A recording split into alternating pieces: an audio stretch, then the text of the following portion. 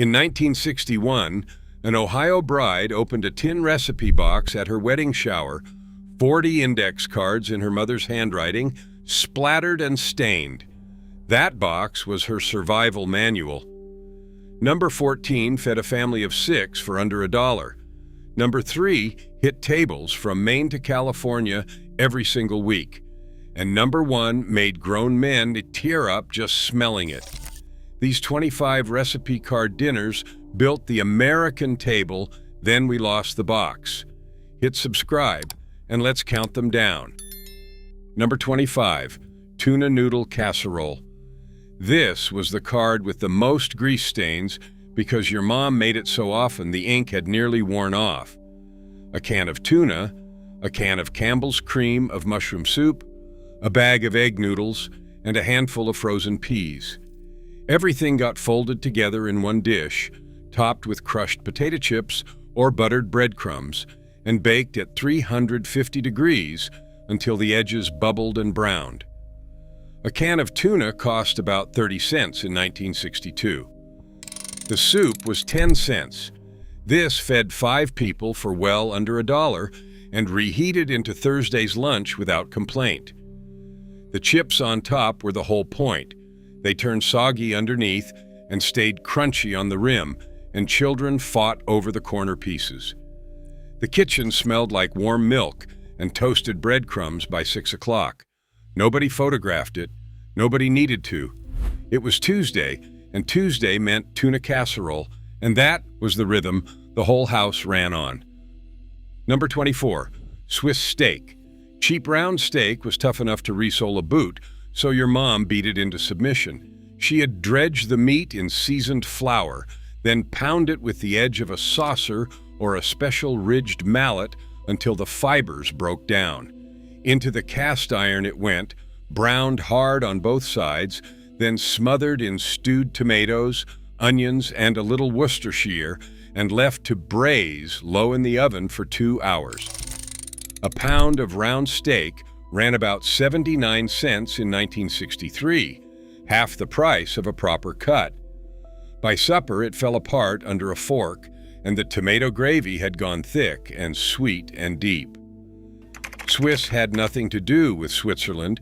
It referred to the Swissing, the process of rolling and pounding tough meat between rollers. Your mom didn't know that and didn't care. She knew it turned the worst cut in the butcher's case into something her husband would praise across the table. Served over mashed potatoes, it was Sunday quality food made on a Wednesday budget. Number 23, Porcupine meatballs. The name made children giggle, and the trick made mothers geniuses. Raw ground beef was mixed with uncooked white rice, rolled into balls, and dropped into a pot of tomato sauce to simmer. As they cooked, the rice grains swelled and poked out through the meat in every direction, bristling like a porcupine's quills. That was the whole magic and the whole economy. The rice stretched 1 pound of hamburger into enough meatballs to feed 6, because half the volume was a grain that cost pennies. A box of rice was a nickel. Ground beef was around 45 cents a pound. Your mom would brown nothing, skip nothing, just mix, roll, and simmer for 40 minutes while she got the rest of the table ready. The sauce thickened as the rice released its starch. Kids who wouldn't touch a plain meatball ate porcupines by the handful because the shape made it a game. Depression-era mothers invented this to stretch meat, and their daughters kept the card because it never once failed them. Number 22, chicken a la king. This was the dish your mom pulled out when the pastor came to dinner, and it looked like it cost a fortune. Diced, cooked chicken, mushrooms, and pimientos folded into a rich cream sauce, spooned, steaming over toast points, or puff pastry shells or a mound of white rice. The pimientos gave it those little jewels of red, and the whole thing looked like something off a hotel menu. But here was the secret your mom kept. It was built to use up leftover chicken from Sunday's roast, and the cream sauce was often just a can of cream of chicken soup loosened with milk. A jar of pimientos cost about 15 cents and lasted for months. The frozen patty shells from the store turned any weeknight into an occasion. When money was tight, she'd stretch a single cup of chicken across the whole family by leaning harder on the sauce. Elegant on the outside, thrifty to the bone underneath. That was the entire genius of the 1960s recipe box. Number 21, Salisbury steak. Here is ground beef pretending to be a steakhouse dinner and pulling it off. Your mom mixed hamburger with an egg, breadcrumbs, minced onion, and a spoonful of ketchup, then shaped it into oval patties and browned them hard in the skillet. The real work came next. She'd build a mushroom onion gravy right in the same pan from the drippings, a spoonful of flour, and a can of beef consomme, or a crumbled bouillon cube. The patties went back in to simmer until the gravy coated a spoon. Ground beef at 45 cents a pound became steak through nothing but shaping and sauce. Named after Dr. James Salisbury, a Civil War physician who told people to eat more beef, the dish had been around for decades, but the 1960s made it a weeknight king. Served over egg noodles or mashed potatoes, it delivered the deep, meaty satisfaction of a restaurant meal for a fraction of the cost. Your mom knew that a good gravy could turn the humblest hamburger into something a man came home hungry for. Number 20, beef stroganoff. The 1960s fell in love with anything that sounded European, and stroganoff was the crown jewel of the recipe box. Strips of beef, browned with onions and mushrooms, then finished with a swirl of sour cream that turned the whole skillet into a rich, tangy, ivory-colored sauce, all of it ladled over buttered egg noodles. The fancy version used tender sirloin. Your mom's version used sirloin tips, or even ground beef, and nobody at the table knew the difference because the sour cream carried everything. A carton of sour cream cost around 25 cents and transformed cheap meat into company food. She'd add it off the heat at the very end so it wouldn't curdle. A small piece of chemistry passed mother to daughter without anyone calling it chemistry. The dish carried the name of a Russian count, which made it feel worldly and sophisticated on a Tuesday in Nebraska. That was the trick of the era: give plain beef a Russian name and a spoon of sour cream, and suddenly the family was dining international. Number 19, ham loaf. After Easter or a holiday, when the spiral ham was picked down to scraps, your mom turned the leftovers into something new instead of eating cold ham for a week. She'd grind the leftover ham together with a little fresh pork, bind it with egg and cracker crumbs, and press it into a loaf pan. Over the top went a glaze of brown sugar, mustard, and a splash of vinegar or pineapple juice that caramelized in the oven into a sweet, sharp crust. Sliced thick, it was salty, sweet, and rich all at once, and it made a holiday ham stretch into 2 full extra dinners. The butcher would grind the meat for free if you asked, or sell you a ready-made ham loaf mix for about 60 cents a pound. Served with scalloped potatoes and a dish of applesauce, it felt like a proper Sunday supper, built entirely from things that would otherwise have gone to waste. Nothing from that ham ever hit the trash. That was the 11th commandment in a 1960s kitchen: waste not. Number 18, chicken divan.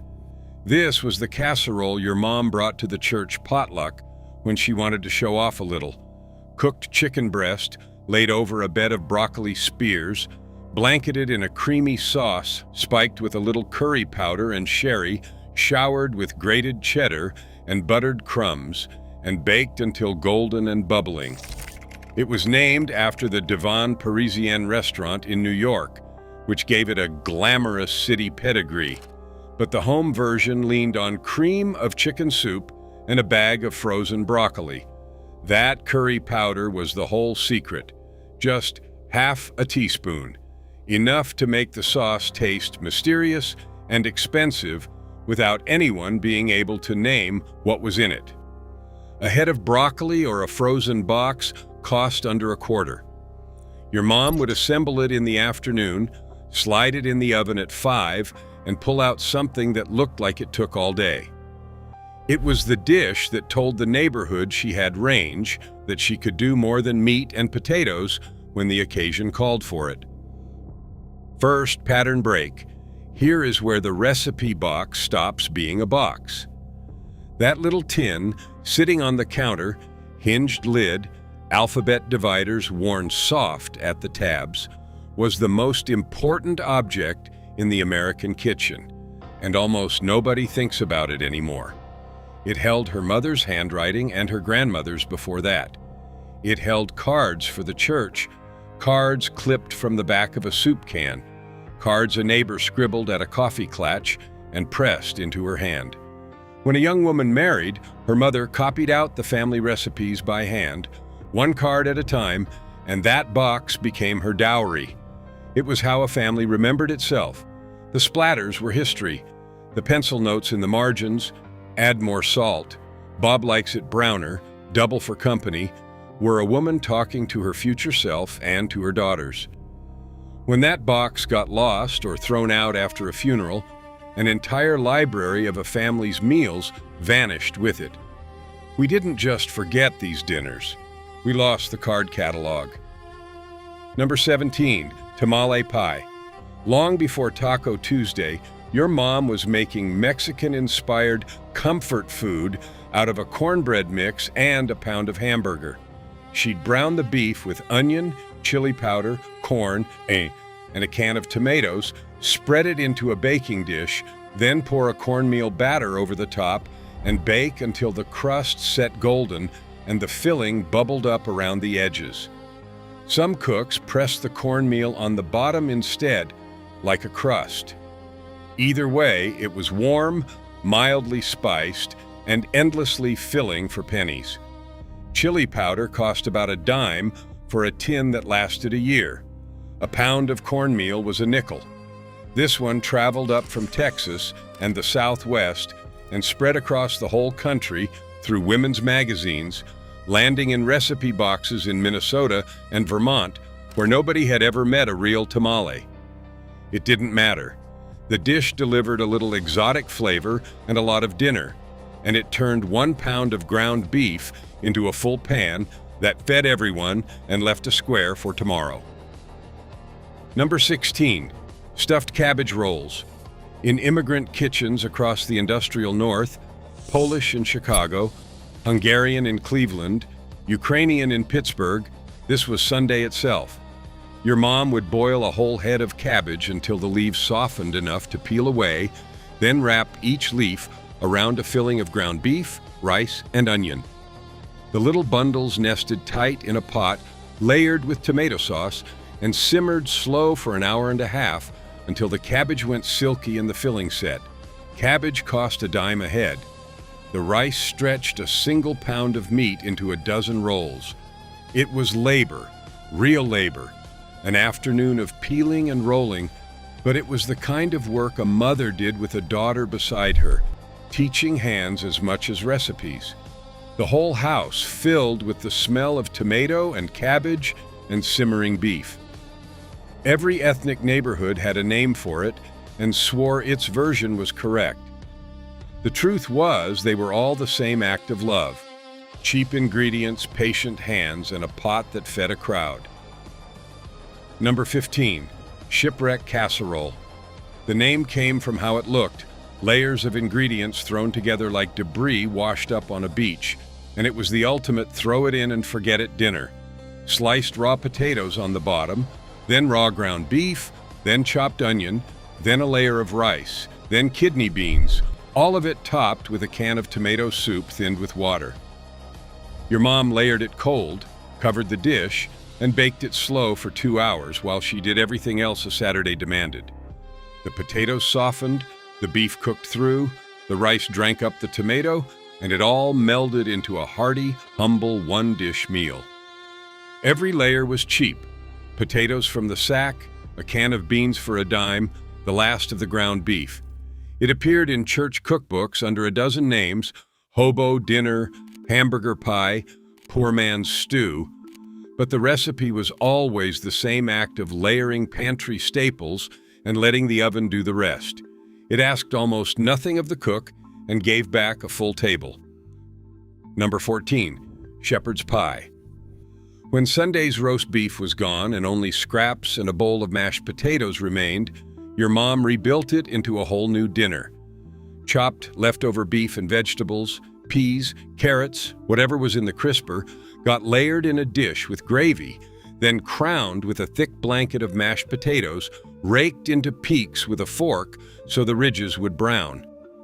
Under the broiler it went until the potato tips crisped golden and the gravy bubbled up around the edges.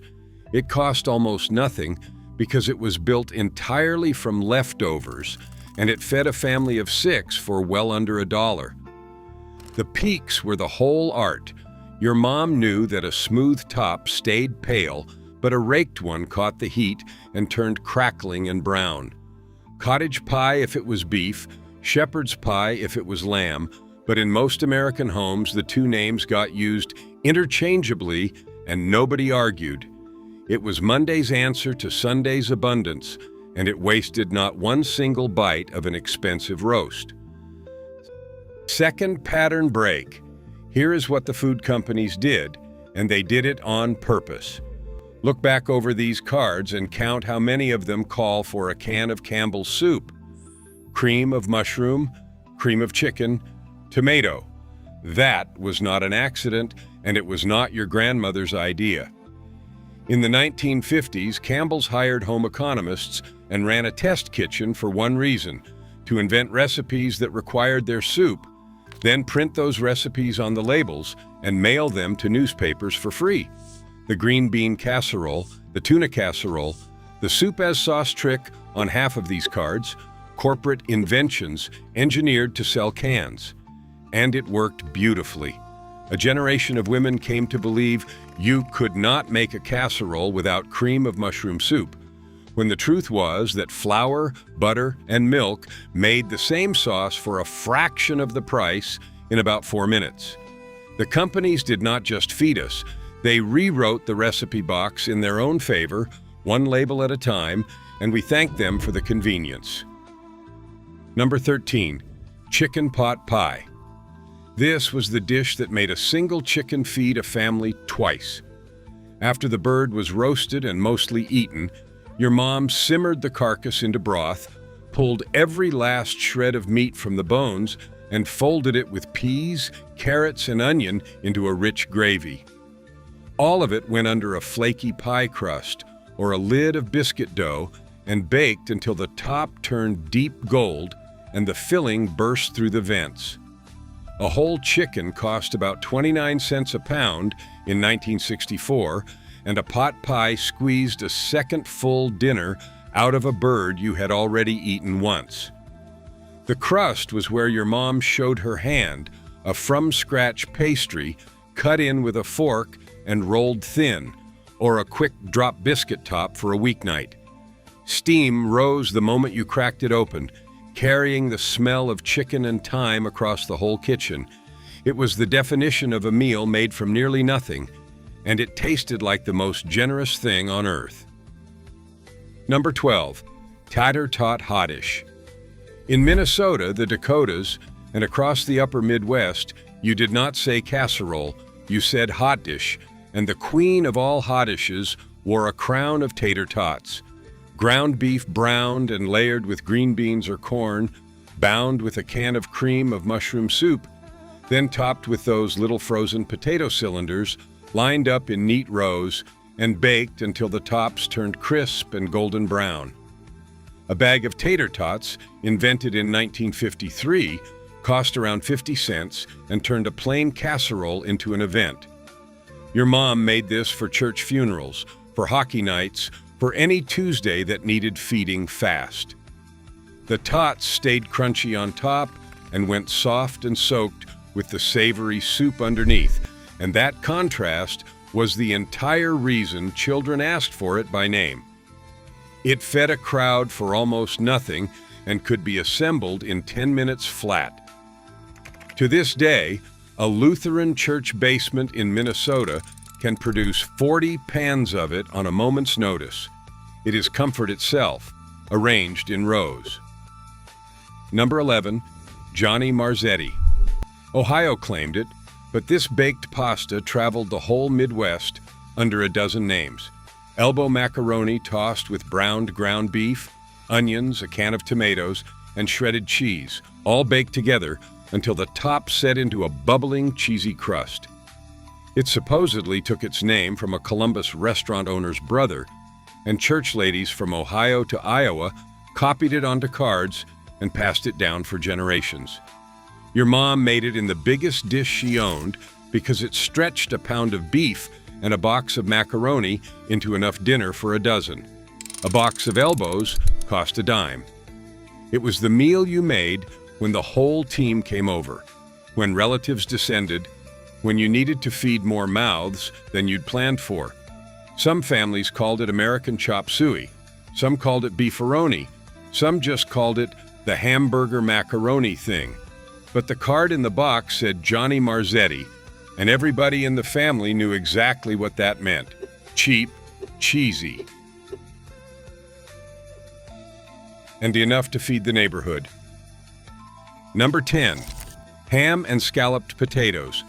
This was the dish that turned a few slices of ham and a sack of potatoes into a rich, creamy Sunday supper.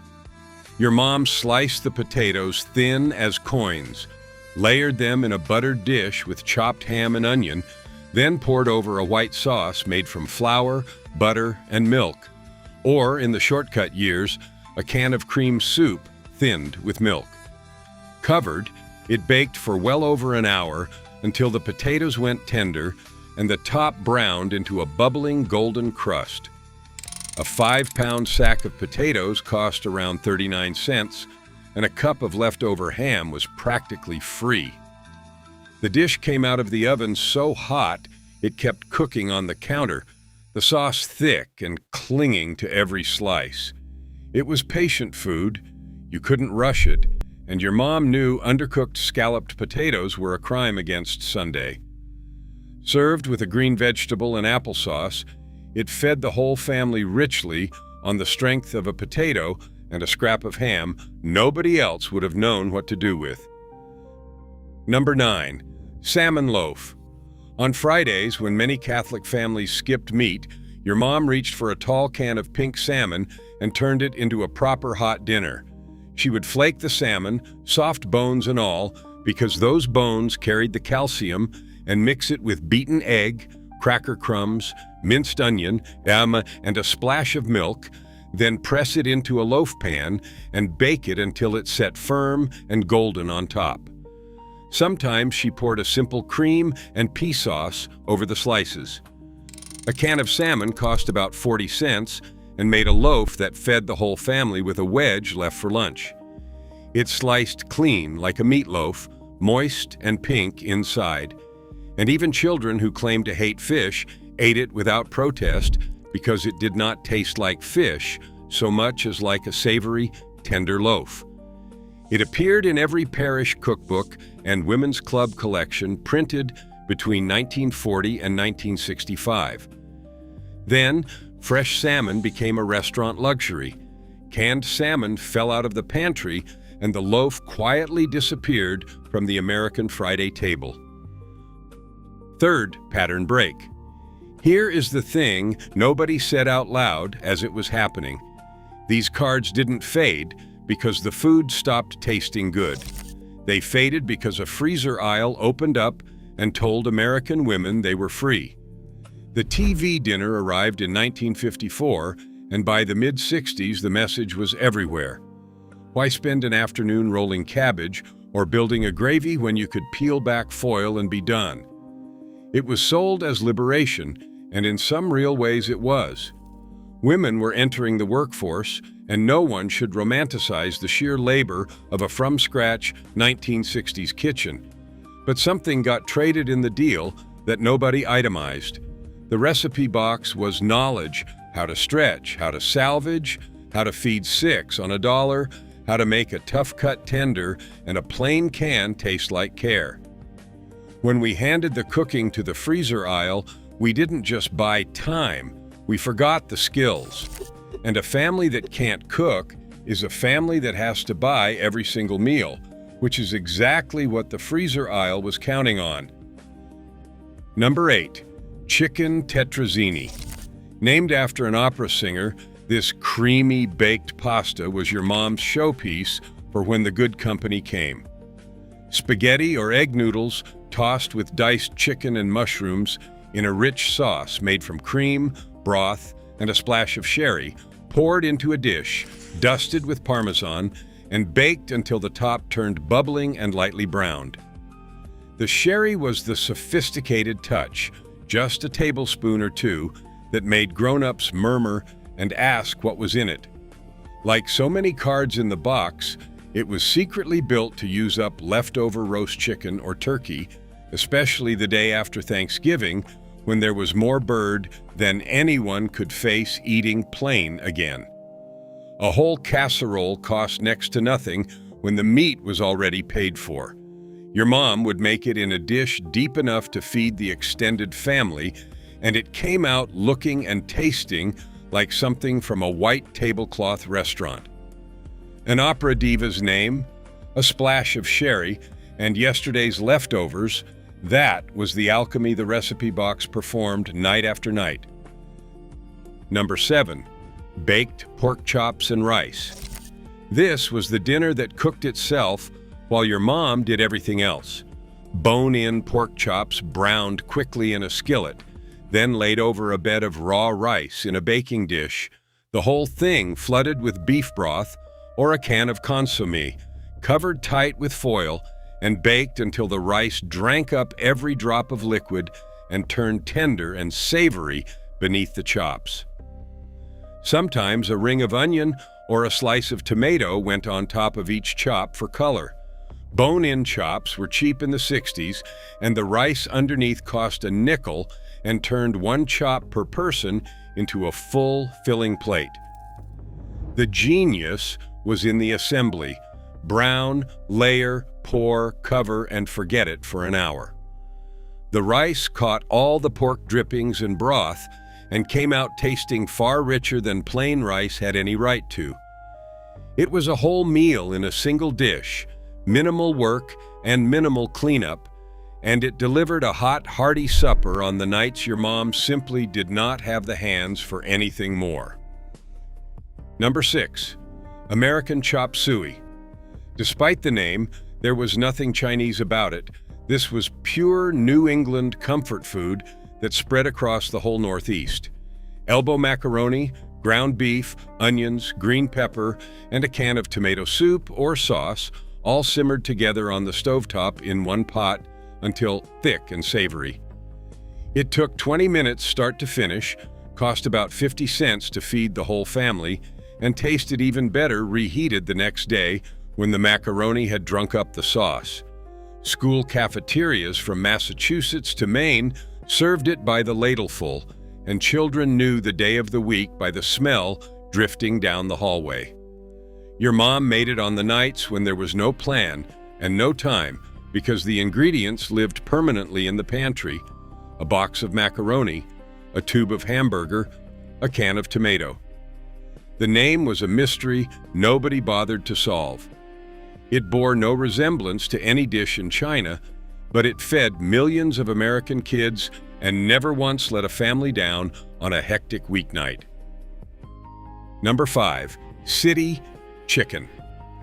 The dish with the most honest name and the cleverest lie behind it, city chicken contained no chicken at all.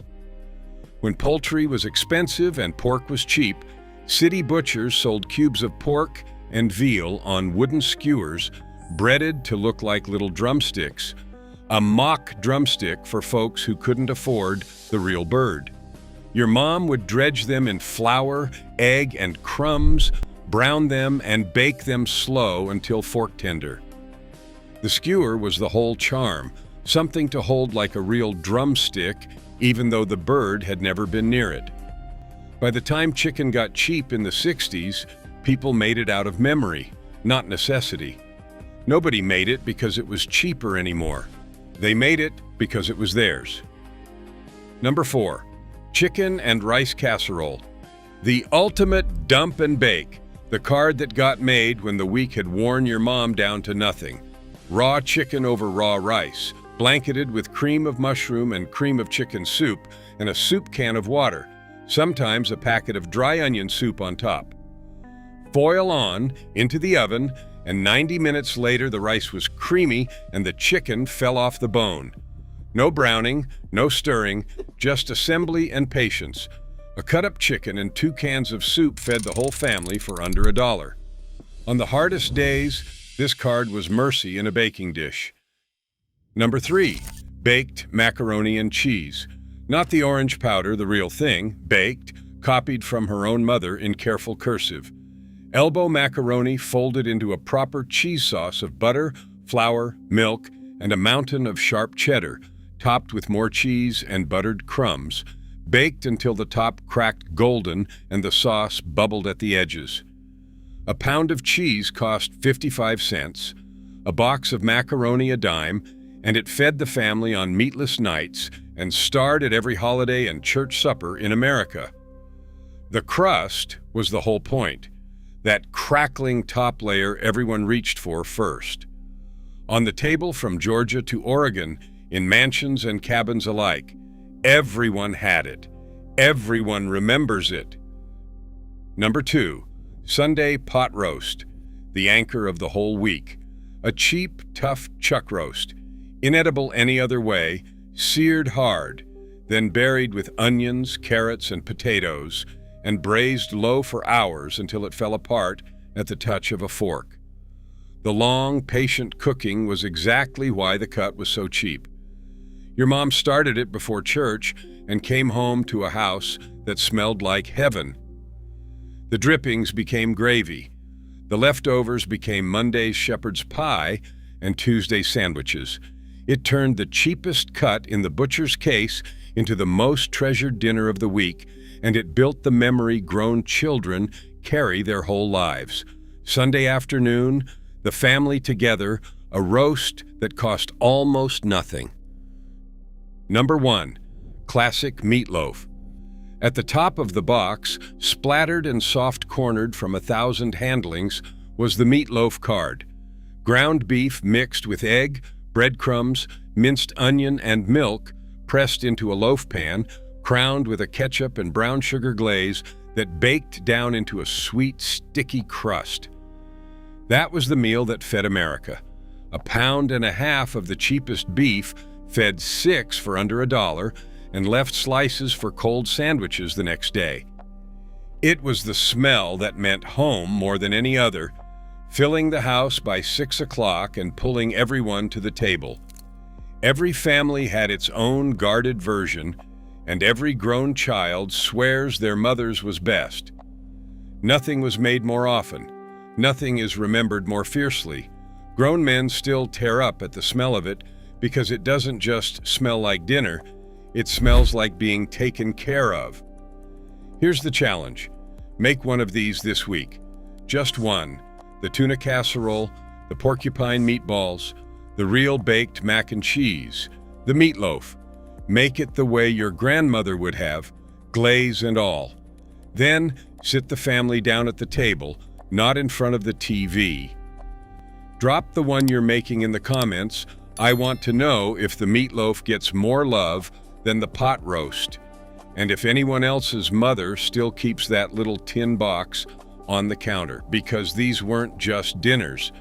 They were a family's whole memory, written by hand, one card at a time. Your grandmother kept the box. Now you can too.